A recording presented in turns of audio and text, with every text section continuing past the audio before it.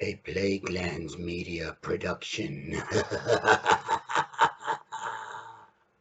Hey everyone, this is Hugh from Plaguelands Media bringing you another book review today. So, cheers.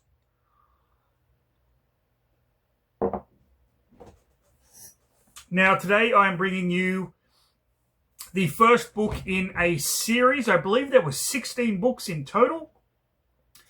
One of my favorite Forgotten Realms D&D series of all time.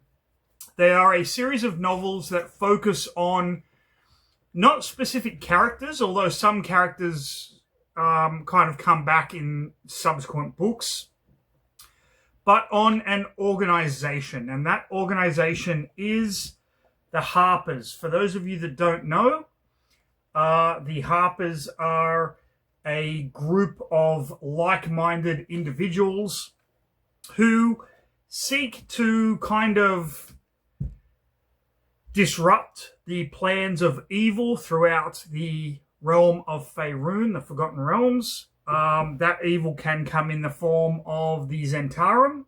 I've already done a review of this book. It can come in the form of the Cult of the Dragon as well. And of course, it can come in the form of the Red Wizards of Thay. Those of you who have watched Dungeons and Dragons Honor Among Thieves know who the Red Wizards of Thay are. Those of you that don't, go and watch the movie. It's fucking spectacular. Now, the book I'm reviewing today is book 1 in the Harpers series, The Parched Sea by Troy Denning. Beautiful cover by Fred Fields. Not one of his best, but still kind of evocative. Now, I have very fond memories of this book growing up, only because one day I was actually reading it. The tennis was on. I believe it was summer, and I was sitting in the back room of our house, and I started to get a nosebleed. And that nosebleed got really, really bad. My father put a towel on my face, and I had my head back. And then when he removed the towel, the clot came out, and it just started gushing again. And I actually had to go and see a medical specialist about it. That's what I remember from this book. But this book, being the first of the Harper series, doesn't actually introduce the organization. The organization was introduced a long time ago with Ed Greenwood books and whatnot. The Parched Sea takes a very interesting kind of approach here, in as much as it is set in the Anarok Desert. Now, the Anarok Desert is this huge desert in the middle of Faerun, and it was kind of created by Netheril, which was this magic-heavy city in the past, or race, I should say, in the past, and then they fucked up magic, and then shit happened and obliterated. You know what? I'm not going to get into it here. It's really cool, and it's a great little backstory. But basically, this book is about the Zentarum trying to get a trade route from the east to the west through the Anarok Desert. If they can get this trade route, they can smuggle weapons and whatnot, and their power is going to elevate. And the tribes, they're known as the Badin. These tribes, the Zentarum are trying to basically enslave them. And if they can't do that, they end up just wiping them out. You have 3 main characters here. You have Ruha, who is a Bedine woman who has magic abilities, and magic is frowned upon in the Bedine tribes. You have Lander, who is the Harper of the novel. And you have Kadumi, I believe, is Ruha's brother-in-law. And it is kind of their journey, their quest to stop the Zentarum from taking over this trade route through the Anarok Desert. So that's pretty much the story in a nutshell. I'm not going to spoil anything else here because, of course, this is the intro. And you all know what is coming up, a spoiler-filled review of this book. So if you don't want it spoiled, I highly recommend you go and read this. I'm in the process of reading book 2 at the moment. And I have book 3 on the way. Book 3 of this series is one of my favorites. It's called Red Magic, and it is freaking awesome. But until then, if you don't want this spoiled, just go and enjoy your day. Go watch another video. You know, do your thing. I recommend you go and track this one down. This is a really, really good read. A lot of fun. And it brought back so many good memories for me. You know what? So good that we're just going to get into the next episode of...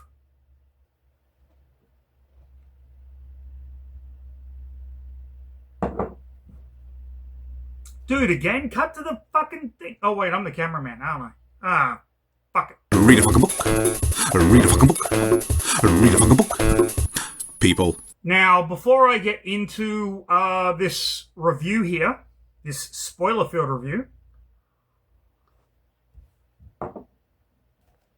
I want to talk about this book.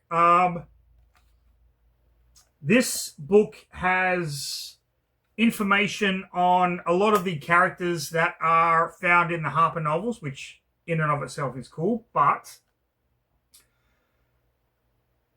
I had this book back in the day in high school when I was first playing Dungeons & Dragons. Now, how I got this book, in high school, I severely injured one of my fingers to the point where doctors told me I would never get full use of it again. My finger would only ever get to that kind of angle, and I would have to live with that for the rest of my life. But you know what? Yeah, that doctor was fucking full of shit. Anyway, the brother of a friend of mine was going down to Sydney, and he was like, hey, man, I know you can't go down. I know you've injured your hand. Is there anything you want me to pick you up? And I said, if you can find this book, The Code of the Harpers, this was, I believe I read about it in Dragon Magazine or something. I said, that'd be cool. And he managed to find a copy in a game store in Sydney. And that night he came over and he's like, oh, I found the book for you. Here you go, blah, blah, blah. So shout out to Daniel for doing that. And this book, one of my fondest memories reading this thing and just enjoying, but I'll always remember that. Okay, let's get into the book review. Those of you that may know him by a different name, Daniel Houdini, you know, just shout out to you guys. So, the Parched Sea. We start with the Bedine witch Ruha. Her father has married her off to a warrior in another tribe, thus kind of sealing their alliance. And they've only been married for about 3 days. So she seems happy. He seems happy. She's a bit unconventional, but you know what? He's okay with that. That's fine. It is what it is. So on the 3rd day, he has night guard duty, and the tribe is attacked by the Zentarum and fucking wiped out. So she is left as a widow, and she has no idea what to do. She hides from these warriors. The Zentarum have these reptile mercenary creatures. I believe it's Asabis or Asibis. And so she hides from them, and when she kind of comes around, she meets the brother-in-law. He was off stealing camels from another tribe as he's kind of rite of passage. So he decides to protect her. He doesn't know that she is a witch because magic is kind of forbidden. She keeps having these visions of this one-eyed guy, this dude with an eye patch, that we soon learn is Lander, the Harper, whose first mission as a Harper is to stop the Zentarum kind of taking over the Anarok Desert. Now, what's cool about this is that throughout this novel, we get little snippets of Lander knowing other prominent characters from Forgotten Realms lore. For example, Florin Falconhand, who is an Ed Greenwood character from he's a Knight of Mithranor. And we find out that Florin has given him some healing potions in order to help him on his mission.